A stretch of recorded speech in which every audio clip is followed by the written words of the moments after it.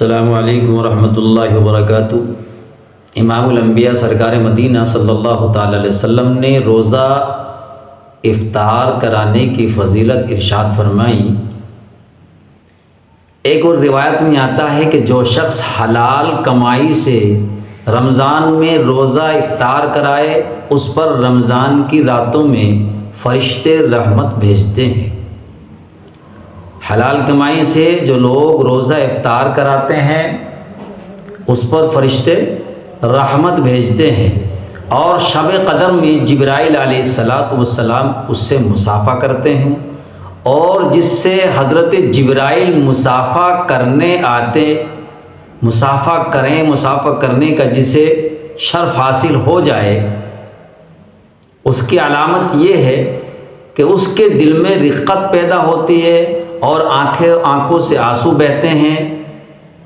اللہ کے رسول سرکار مدینہ صلی اللہ تعالی وسلم نے افطار کی فضیلت ارشاد فرمانے کے بعد فرمایا کہ اس کا ماہ اول حصہ، اس ماہ کا اول حصہ رمضان کا پہلا حصہ رحمت ہے، یعنی حق تعالی شانہ کا انعام متوجہ ہوتا ہے، اور یہ رحمت عامہ سب مسلمانوں کے لیے ہوتی ہے۔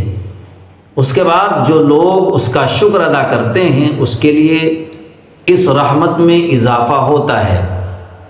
لئن شکرتم لازیدنکم، اور اس کے درمیانی حصے سے مغفرت شروع ہو جاتی ہے، بیچ کے حصے سے، درمیانی حصے سے مغفرت شروع ہو جاتی ہے۔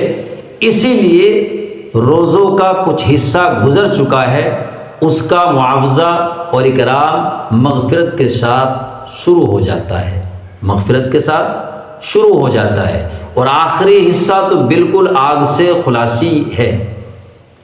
اور یہ بھی بہت سی روایات میں ختم رمضان پر آگ سے خلاصی کی بشارتیں وارد ہوئی ہیں۔ رمضان کے 3 حصے کیے گئے ہیں۔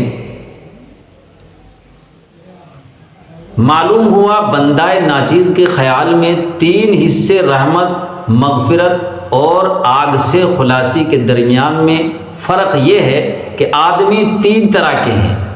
ایک وہ لوگ جن کے اوپر گناہوں کا بوجھ نہیں، ان کے لیے شروع ہی سے رحمت اور انعام کی بارش ہو جاتی ہے۔